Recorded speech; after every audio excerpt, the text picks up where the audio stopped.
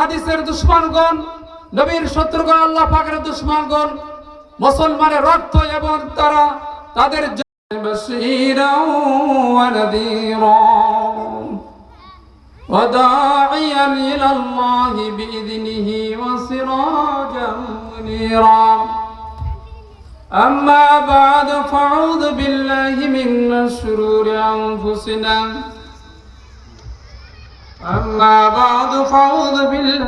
من الشيطان الرجيم بسم الله الرحمن الرحيم يا أيها الذين آمنوا توبوا إلى الله توبة نصوحا عسى ربكم أن يكفر عنكم سيئاتكم ويدخلكم جنات تجري من تحتها الأنهار يوم لا يخزي الله نبيا والذين آمنوا معه نورهم يسعى بين أيديهم وبأيمانهم يقولون ربنا أتمم لنا نورنا واغفر لنا إنك على كل شيء قدير وقال تعالى في آية أخرى فأعوذ بالله من الشيطان الرجيم لا تقنطوا من رحمة الله وقال رسول الله ونذيرا وداعيا إلى الله بإذنه وسراجا منيرا أما بعد فأعوذ بالله من شرور أنفسنا فأعوذ بالله من الشيطان الرجيم بسم الله الرحمن الرحيم يا أيها الذين آمنوا توبوا إلى الله توبة نصوحا عسى ربكم أن يكفر عنكم سيئاتكم ويدخلكم جنات تجري من تحتها الأنهار يوم لا يخزي الله نبيا والذين آمنوا معه نورهم يسعى بين أيديهم وبأيمانهم يقولون ربنا أتمم لنا نورنا واغفر لنا إنك على كل شيء قدير وقال تعالى في آية أخرى فأعوذ بالله من الشيطان الرجيم لا تقنطوا من رحمة الله وقال رسول الله صلى الله عليه وسلم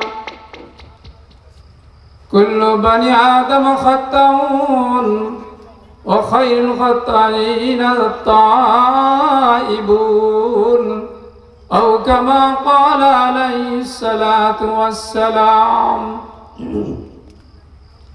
وقال تعالى في شأن حبيب فأعوذ بالله من الشيطان الرجيم إن الله وملائكته يصلون على النبي يا أيها الذين آمنوا صلوا عليه وسلموا تسليما اللهم صل على سيدنا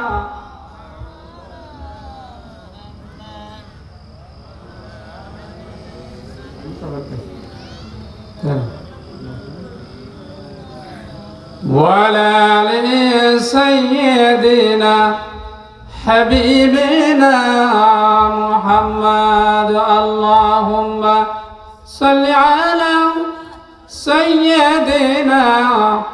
مولانا محمد وعلى آل سيدنا شفيعنا محمد بلغ العلا بكماله كشف الدجى بجماله حسنت جميع خصاله صلوا عليه وآله الحمد لله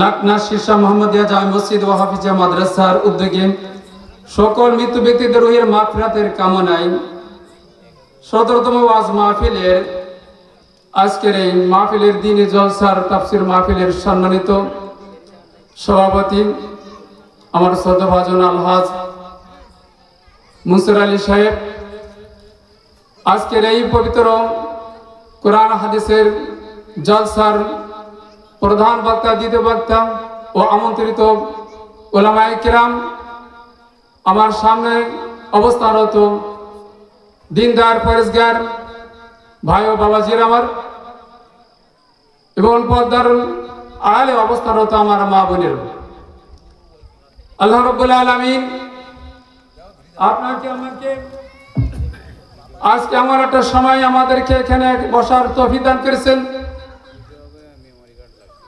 যে সময় পৃথিবীর যেদিকে তাকায় সেদিকে আমাদের কানে ভেসে আসে ওই আওয়াজ, যে আওয়াজ আকাশ বাতাস সব বিচ্ছিন্ন করে সেই মুসলিমের আওয়াজকে আল্লাহ তাআলার আরশে মহল্লায় পৌঁছায় দেন, যে আওয়াজের কারণে পৃথিবীকে শান্তির দামামাকে বন্ধ করে দেয়, অশান্তি বাজায় দেয়। এমন একটা মুহূর্তে আল্লাহ রাব্বুল আলামিন আপনাকে আমাকে এখানে বসার তৌফিক দান করেছেন। মুসলমান জাতি আজকের মজলুম জাতি হয়ে গেছে, বেজাতি বেদরবি যারা আজকের মুসলমানের রক্ত পিপাসিত হয়ে গেছে। যে সময় ছিল জাহেলিয়াতের যুগে, হাজ্জাজ বিন ইউসুফের যুগে, যারা মুসলমানের রক্ত পান করার জন্য তারা লালিত ছিল, বর্তমান সময় কাফের বেঈমান নাস্তিকরা, কোরআন হাদিসের দুশমনগণ, নবীর শত্রুগণ, আল্লাহ পাকের দুশমনগণ মুসলমানের রক্ত এবং তারা তাদের জমিনকে আজকে আক্রমণ করার জন্য, তাদেরকে ধ্বংস করার জন্য বিউরক জাল পেতে আসেন। সেই মুহূর্তে আমরা আজকে দিনের আলোচনা শোনার জন্য, কিছু করার জন্য আল্লাহ পাক আমাদের বসার তৌফিক দান করেছেন। এই জন্য আমরা জবান খুলি, মুসলমান উচ্চ স্বরে বলি কালিমাতু শুকর আলহামদুলিল্লাহ। মুসলমানের আওয়াজ হবে যে আওয়াজ ছিল পারস্যের সেই কিনারা থেকে আওয়াজ দিছিল, সেই আওয়াজ পেয়ে বেধর্মী তাদের সব কিছু গুটিয়ে নিয়ে তাদের আস্তানায় চলে গিয়েছিল। যে আওয়াজ পাওয়ার পরে কাফেরদের ভিতরে থর থর কাঁপছিল, তাদের মস্তক তছনছ হয়ে গেছিল। সেই কালেমার আওয়াজ কিন্তু আমাদেরকে ধরে রাখতে হবে, সে আওয়াজ দিতে হবে। আমি আপনাদেরকে আরো করে বলবো কালিমাতু শুকর আরো বলে আলহামদুলিল্লাহ, নারায়ে তাকবীর, নারায়ে তাকবীর, দিন ইসলাম, দিন ইসলাম, জিন্দাবাদ, জিন্দাবাদ। আলহামদুলিল্লাহ ভাই, আল্লাহ রাব্বুল আলামিন আমাদেরকে দুনিয়াতে অল্প সময়ের জন্য মুসলমান হিসেবে আমাদের পাঠিয়েছেন। আমরা সকলে আল্লাহ রাব্বুল আলামিনের গোলাম, আমরা তারই বান্দা। গোলামের দায়িত্ব মনিবের হুকুমত চলা, মনিবের হুকুমত যদি না চলা হয় ওই গোলামের প্রতি মালিক অসন্তুষ্ট হয়ে যায়, আর যখন অসন্তুষ্ট হয় তার থেকে সে প্রাপ্ত বঞ্চিত হয়ে যায়। তো দুনিয়ার ভিতরে আল্লাহ রাব্বুল আলামিন আমাদেরকে তার অগণিত নিয়ামত দিয়ে দুনিয়াতে আমাদের পাঠিয়েছেন। আমরা তার নিয়ামত ভোগ করতেছি, তার দেওয়া নিয়ামত আমরা পেয়েছি। আল্লাহ রাব্বুল আলামিন আমাদেরকে চেয়েছেন আমরা তার ইবাদত বন্দি করব। আমরা তার ইবাদত করতে যেয়ে, তার হুকুমতে চলতে যেয়ে আমরা অনেক ভুল করি, আমাদের অনেক গুনাহ হয়ে যায়, হুকুমের খেলাফ হয়ে যায়। এই জন্য আল্লাহ রাব্বুল আলামিন আমাদের প্রতি অসন্তুষ্ট হয়ে যায়। তো আল্লাহ রাব্বুল আলামিন আমাদেরকে সুযোগ দিয়েছেন যেন প্রত্যেকটা মানুষ তার গুনাহ থেকে বেঁচে থাকতে পারে। কারণ আমরা ফেরেশতা না, আমরা মানব জাতি। আমাদের যে নফসানিয়াত আছে, আমাদের সংসার জীবন আছে, আমাদের ভিতরে অনেক চাহিদা আছে। আল্লাহ রাব্বুল আলামিন এই চাহিদা দিয়ে আমাদেরকে দুনিয়াতে রাখছেন। এই জন্য আমাদের ভিতরে গুনাহ হওয়া স্বাভাবিক। কি ঠিক না ভাই? হুজুর সাল্লাল্লাহু আলাইহি ওয়াসাল্লাম বলেন, কুল্লু বনি আদম খাত্তাউন, প্রত্যেকটা বনি আদম সন্তান গুনাহগার। প্রত্যেকটা মানুষ গুনাহ করবেই, নবী রাসূল বাদে প্রত্যেকটা মানুষ গুনাহগার। কিন্তু এই গুনাহগারের ভিতরে আল্লাহ রাব্বুল আলামিন হাবিব আবার বলছেন, খায়রুল খাত্তাইন, ভালো উত্তম গুনাহগার ওই ব্যক্তি আর তাইবুন, যারা তওবা করে, গুনাহ থেকে তওবা করে ফিরে আসে। তওবা আল্লাহ রাব্বুল আলামিন সংক্ষিপ্ত সময়, এই জন্য আমি বিস্তারিত যেতে পারবো না। আমার মূল যে আলোচনা বিষয়টা আমি সংক্ষিপ্ত শেষ করে আমার সময় মতো শেষ করে চলে যাবেন। আপনাদের কাছে দোয়া নিই। আল্লাহ রাব্বুল আলামিন বলেন, ইয়া আইয়ুহাল্লাযীনা আমানু তুবু ইলাল্লাহি তাওবাতান নাসুহা, হে ঈমানদারগণ তোমরা খাস তওবা করো। আসা রাব্বুকুম আইয়ুকাফিরা আনকুম সাইয়্যাতিকুম, আল্লাহ রাব্বুল আলামিন তোমাদের গুনাহকে মাফ করে দিবেন। তাহলে আমরা যে গুনাহ করি, এই গুনাহ করলে কি এই গুনাহ অবস্থায় থাকতে হবে না আল্লাহর কাছে মাফ চাইতে হবে? আল্লাহ রাব্বুল আলামিনের কাছে মাফ চাইতে হবে।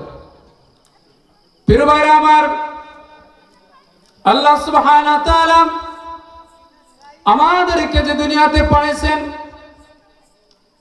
ফেরেশতাদেরকে আল্লাহ তাআলা দুনিয়াতে পাঠিয়েছেন। ফেরেশতারা আল্লাহ তাআলার ইবাদত করে, আমরাও ইবাদত করি। আল্লাহ রাব্বুল আলামিন বলেন, ওয়ালাকাদ কাররামনা বনি আদম, নিশ্চয় আমি আদম জাতিকে সম্মান দান করেছি, তাদের ইজ্জত সম্মান আমি দান করেছি। আল্লাহ রাব্বুল আলামিন এই গুনাহগার বান্দা যারা গুনাহ করে তাদের সম্মান দিয়েছেন। ফেরেশতাদেরকে বলেন আমি ফেরেশতা জাতিকে সম্মান দিয়েছি, ইজ্জত দিয়েছি। অথচ ফেরেশতারা কোনো গুনাহ করে না, ফেরেশতারা কোনো নাফরমানি করে না। আল্লাহ রাব্বুল আলামিন প্রতিটা হুকুম তারা সুন্দরভাবে পালন করে যায়। আর আল্লাহ রাব্বুল আলামিন আমাদেরকে বলতেছেন তোমরা হলো উত্তম জাতি, সম্মানিত জাতি। বলে সুবহানাল্লাহ। প্রিয় ভাইরা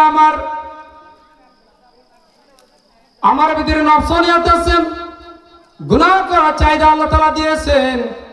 এই বান্দা যখন গুনাহ করে, গুনাহ করার পরে যখন তার ভিতরে রচনা হয়, বুঝতে পারে যে আমি ভুল করেছি, অন্যায় করেছি।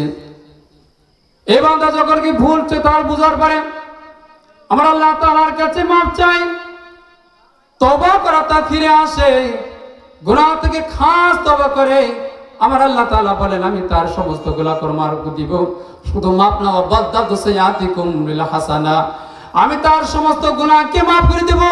আর প্রত্যেকটা গুনাহের পরিবর্তে আমি একটা নেকি দান করে দেব। সুবহানাল্লাহ। প্রিয় ভাইরা আমার, আল্লাহ রাব্বুল আলামিন তাই বলেন, তুবু ইলাল্লাহি তাওবাতান নাসুহা, ও বান্দা, ও আমার ইমানদার বান্দারা, তোমরা যখন ভুল করবে আমার দিকে ফিরে আসো, খাস তওবা করো, আমি তোমাদের তামাম গুনাহগুলো মাফ করে দেব। ভাই দোস্তরগো, ও ভাই দোস্তরগো, যারা তওবা করে, আল্লাহ রাসূল বলেন তওবা করে তাইবুল হাবিবুল্লাহ, যারা তওবা করে তারা আল্লাহ তাআলার বন্ধু হয়ে যায়।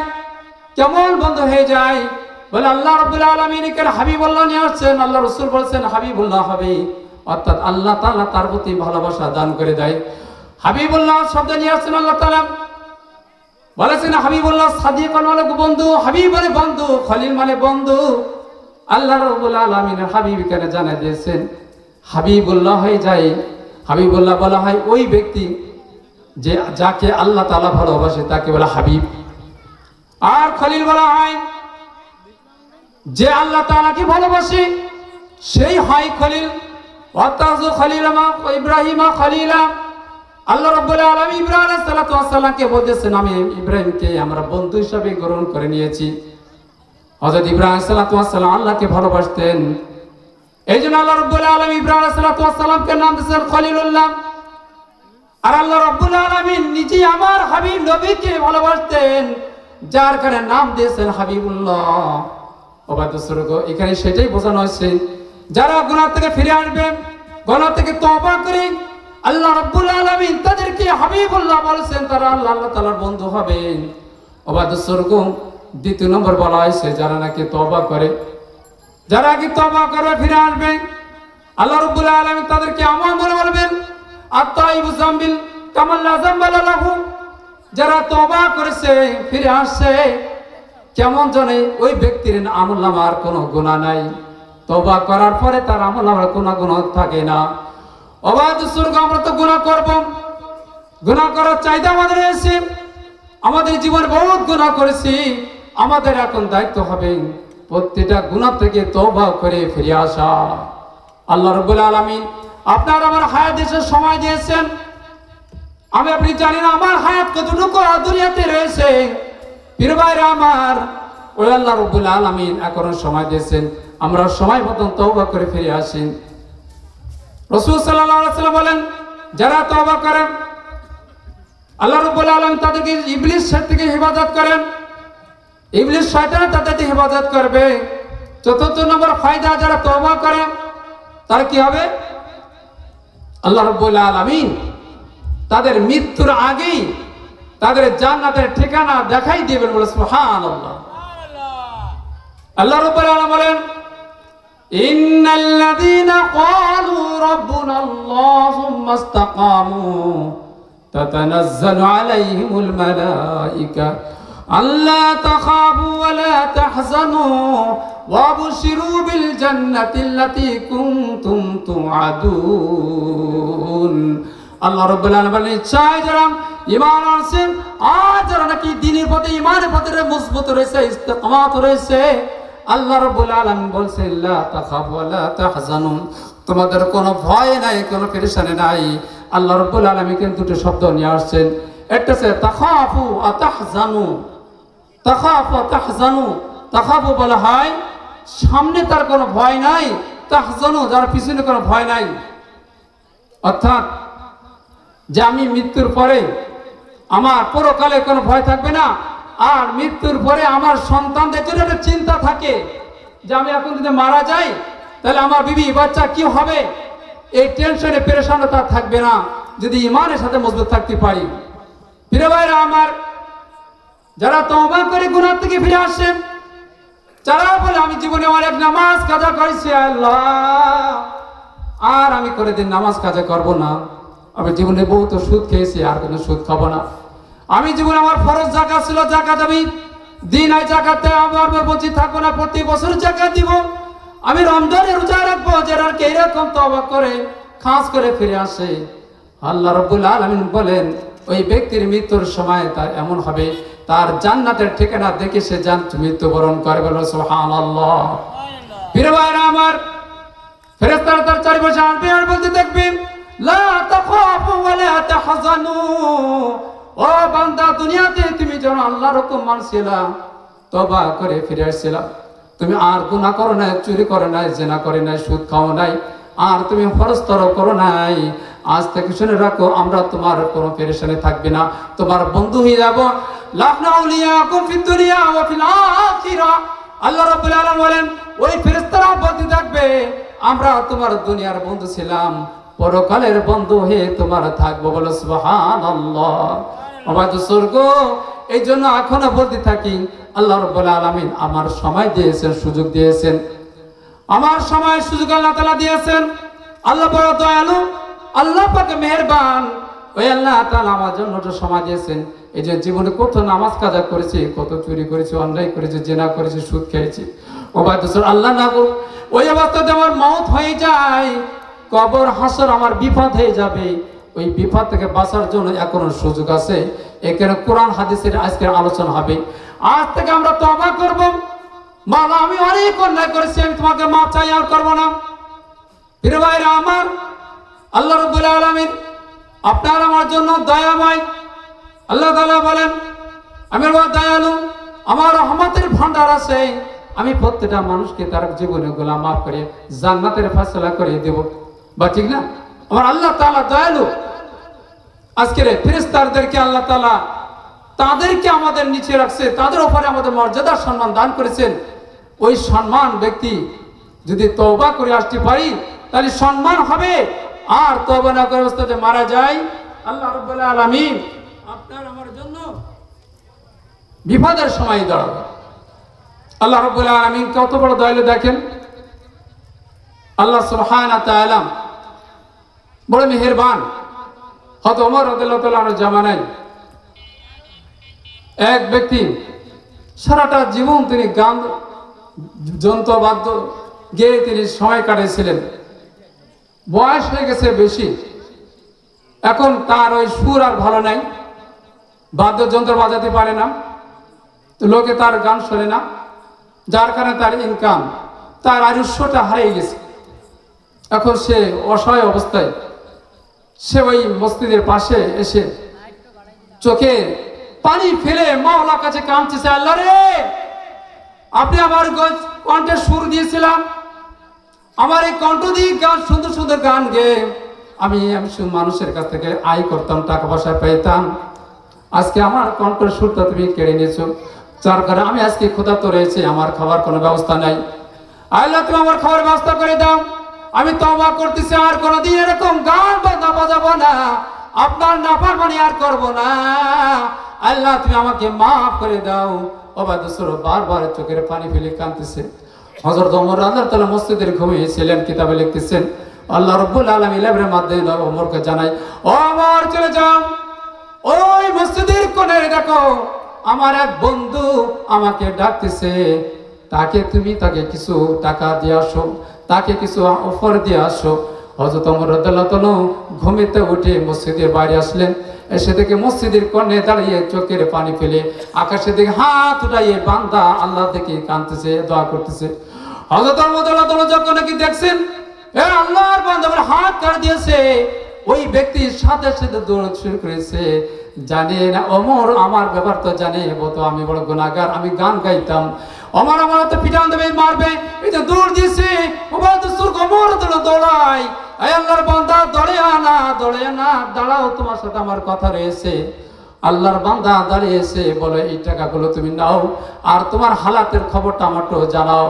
বলে যে আমার জীবনটা এরকম গায়কের অবস্থায়, আমি গান বান্দা বাজাতাম, গান গিয়ে আমার জীবন কাটাইছিলাম, এখন অসহায় হয়ে গেছি, আমার মালিকের কাছে দোয়া করতেছিলাম, আমার মালিক এখন হয়তো আপনার মাধ্যমে আমার সাহায্যের ব্যবস্থা করেছে। বলে সুবহানাল্লাহ।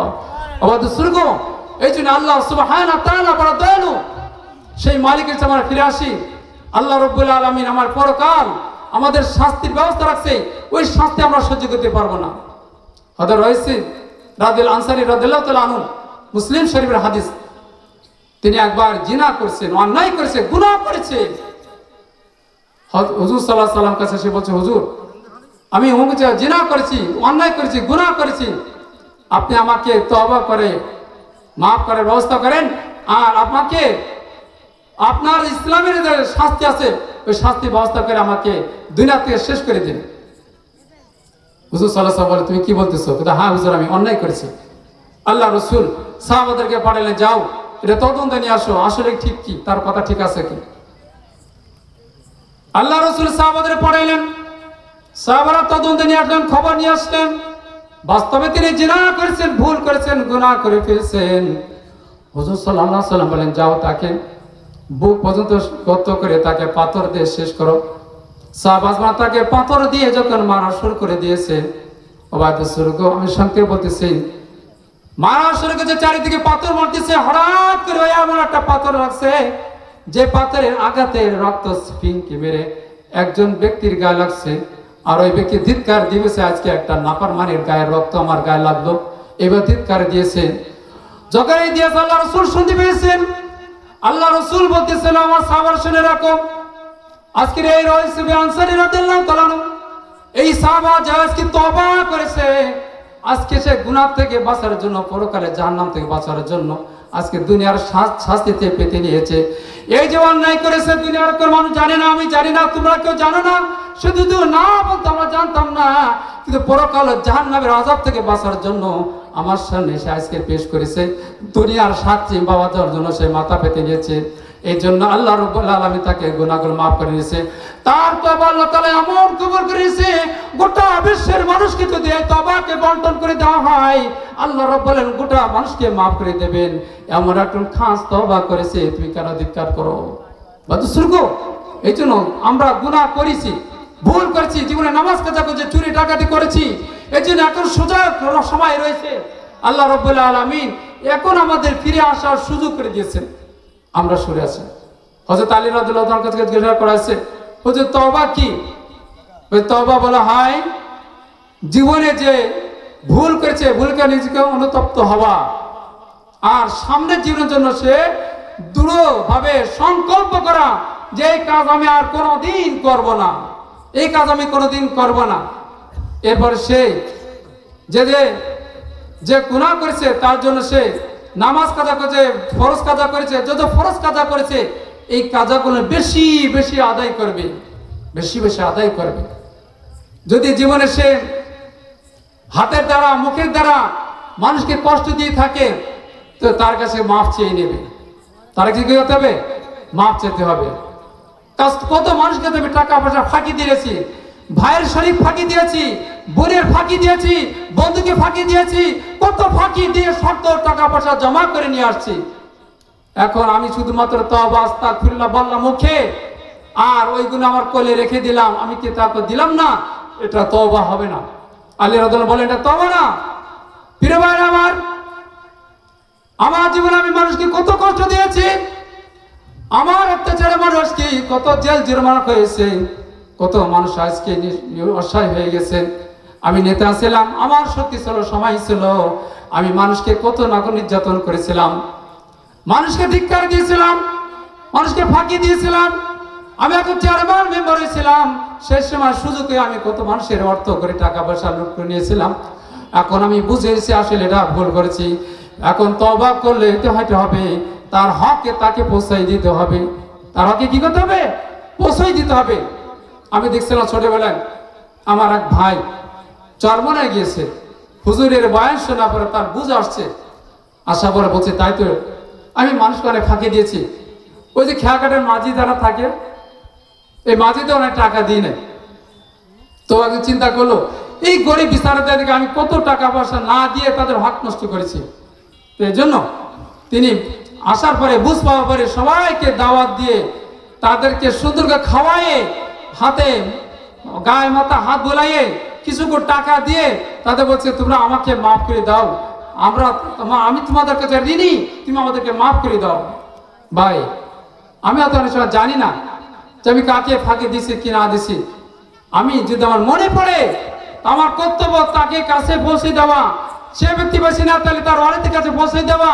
এটা যদি না হয়, কোনোদিন না পাই, তার ওই মারফতের জন্য কিন্তু আমার দান টাকাগুলো ফিরে দেওয়া, দান করে দেওয়া, এটা কর্তব্য।